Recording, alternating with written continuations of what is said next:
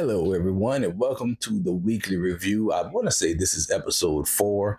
We don't have as much movie news to review this week, but we are dedicated to the mission of recording these on Sunday nights after football has been played and the week has come to a close. We're going to be talking about just a handful of stories, actually, 2 movie related stories. We're going to be doing the Saints weekend wrap up. Once we get to our new setup, we'll be doing these live. But for right now, we're only recording. And so stick around the channel if you like movie news and stuff like that. And I want to talk about 2 stories with us this weekend. The first one is the thing that I really enjoy doing the most. I really like covering the production announcements. So if you on this channel and you're familiar with all the things I do, not many people are because I've done so many videos over the years.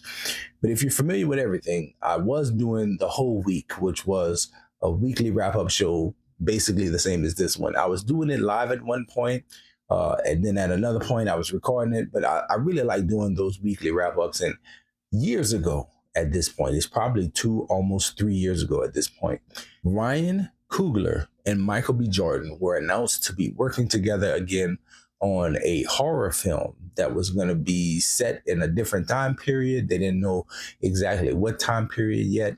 And they said it was going to be like sci-fi horror. And at this point, they didn't even know it was vampire related. And this turned out to be Sinners. And so once Sinners got announced, and, we started seeing trailers for it and everything, and the movie came out and we watched it earlier this year, I was, hype. And then I thought to myself, I believe I covered this on the whole week years ago. And I went back and looked in my own catalog. If you search Whole View Sinners, you will see a clip from one of my whole weekly review wrap-up videos. And I talked about it, and we didn't know it was going to be a 1940s period piece, but I talked about the excitement, and I talked about all the things that I look forward to seeing these two work together on some sci-fi, because I thought, sci-fi means it's going to be futuristic. I didn't know, the old school setting. But those type of announcements are the announcements I like the most, because we get to dream about what could be based on this cast. In this case, I want to open up this weekly review talking about this announcement. It's Kid Cudi, Willow Smith, John Boyega, Anna Siwa, John Cho, Tiana Taylor, and they're all starring in a new anime-inspired sci-fi film called Slime. The film follows a woman who signs up for a clinical trial only to be injected with a creature slime that unleashes powers she can't control. It sounds like the coolest thing ever. Like, just reading it, I screenshot it and I said, yo, this sounds like everything I want to see. I love seeing these type announcements and just getting ideas in your head about who could be playing which character. Like, is Tiana Taylor going to be the lead, or is it going to be Anna Siwa? Are we going to see John Boyega as a leading man, or will it be Willow Smith, like in the leading lady role of this? And she's the real star. The possibilities of what this could be is endless. And when I see it be announced like this, my imagination immediately gets to work. And I like seeing these. I would really like to know from y'all, like, who do you think is going to be the leading person on this? And are you like excited about an announcement from something that they said, one, anime inspired? I'm loving all the different anime right now. And so seeing that, it just gets me really hyped for what this could be. And it may be a year and a half from now. It may be 2 years from now, but we'll be able to go back and look at all the thoughts that we had about this project before the project actually comes out. And we'll be able to go back and look at it and say, like, yo, I was right that they went with Willow Smith as the lead. Never thought we'd see her lead a film with such a good cast around her, like John Boyega and John Cho and these other people. But yeah, if you have any thoughts on that announcement, please let me know. The other thought that I had to cover is, last week we talked about Paramount, and we talked about Paramount making a deal or preparing a bid to buy Warner Brothers. And I talked about what that could mean for the DC universe. I talked about what that could mean really for James Gunn being in charge of DC films and stuff. And, how it could be cool to see Paramount Plus at the HBO Max catalog and all that. All that stuff is cool. But now that Netflix is a possible player in this, I actually feel quite the opposite to have Netflix involved. I feel like this would be a nightmare. One, I feel like Netflix, when it comes to producing anything, I don't really want them involved with a whole lot.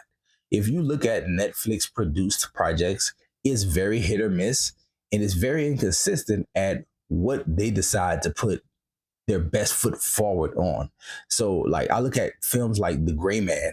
Like The Gray Man was pretty good, ultimately kind of lackluster for the cast that it has, but it still was satisfying to watch. You look at things like the Extraction series with Chris Hemsworth. It's like those are pretty cool, but not the thing that you want. Like the level of production and the level of execution, you don't necessarily want that with all of the WBIP that they have. And I named two of the pretty good franchises that exist inside of the Netflix production studio. If you look at some of their other attempts, it's like, hey, some of the stuff that they produce is absolutely trash. And I feel like I don't want people with shoddy production to be a part of what Warner Brothers is cranking out.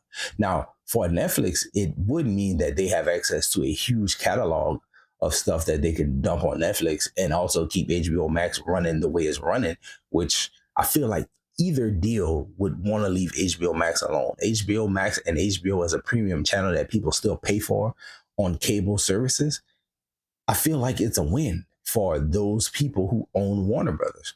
And so you wouldn't want to touch that. But if it's Netflix, I feel like they definitely would touch that, whether that's price increases or just changing the way that they do things. I don't know. Netflix being involved in a deal of that size makes me uncomfortable, though. I feel like they have a greater chance of messing things up over there at Warner Brothers than anybody else. Mainly because it's them being involved with a studio in the production of stuff, and I don't really care for all of their production. But let me know your thoughts. Maybe I'm totally off. Maybe it would be great for the industry to have Netflix take over a studio, and now they have access to all the studio stuff, and maybe it would up their production. Who knows? That's the bright side of looking at it. But I don't initially look at it from the bright side at all. But those are your movie news. Let's transition into the Saints discussion for this week. Ooh, buddy, 44-13 in Seattle. My goodness. Let me take a moment, plug my guys. Saints Block Party Podcast. If you want to go a place for more consistent football talk, that is the place where you should go. That is the place where I go to get all my Saints related news. But talking about this loss, I kind of don't even want to talk about it much. I just want to talk about this phenomenon that I have been seeing, and I've been seeing it in comment sections all across the internet, whether it's Twitter, whether it's Instagram, whether it's TikTok. No matter where you see New Orleans Saints football being discussed, there's always this guy, this guy who is like an armchair GM, and he's calling for Spencer Rattler to get benched. This was Rattler's probably worst game as a Saint. I would also say that he made no case for himself to get more games under his belt after seeing what he did this week. But I want fans to be more observant of what's going on the field, because in my opinion, if you take Spencer Rattler out of the Saints lineup and you put Derek Carr in, and this team plays exactly the way that they have played as a team, offensive line, defensive line, defensive secondary, receivers, tight ends, running backs. When you look at all that stuff and the way they play together, keep all the penalties and everything else, this team is probably 1-2 with Derek Carr. I think you still get your doors blown off by Seattle, no matter who's your quarterback. The loss that you suffered to San Francisco, I think, is still a loss, regardless of who your quarterback is. Because if you just look at the last play of that game that iced the game for the 49ers, that there's nothing Rattler could do in that moment. A rusher came untouched, and he was going to get clobbered if he didn't slip. And so maybe in the Arizona game, a few more plays get made, or maybe, some balls get placed better where people can come down with the catches, or you don't miss an open receiver, one play. Who knows? I think that game is up in the air. It was close enough to say maybe they get a win with a slightly better QB. But I need people to back off the idea that the team isn't winning because of Rattler. I did listen to a part of the Block Party recap from this week. I did listen to a portion of it already. And I think Wolf said it great. There are some fans that want Spencer Rattler to be a win because of QB. And he's a second-year player. And at this stage in his development, he is a win with QB. And if we're being realistic, I've heard people say, like, oh, if we had Shuck in, we'd be 2-0, or we'd be 3-0, or 2-1. It's like, hey, stop it. At this stage of his development, even without seeing him, I think Tyler Shuck is a win with quarterback at this stage in his development. He's never played in the NFL. You can't imagine this guy comes in and instantly elevates the play of everyone around him. It's just unrealistic. More than Spencer Rattler, more than who's playing quarterback, I feel like there's concern for the coach at this point. I get the early fourth down, let's go for it attitude, because you're desperate for a win and you need some type of spark.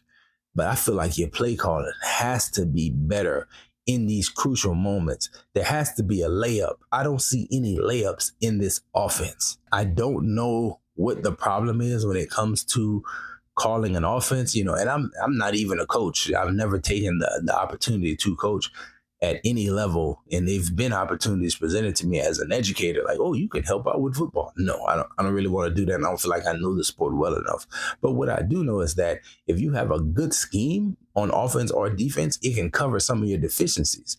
And with the team being as young and inexperienced as it is, as well as undisciplined as it is, with all the different penalties that you've racked up, you want to build some plays into your offense where it's a layup to run this. I haven't seen one running back screen. We used to be such a great screen team, and I just don't see it anymore. You got Alvin Kamara out there running between the tackles.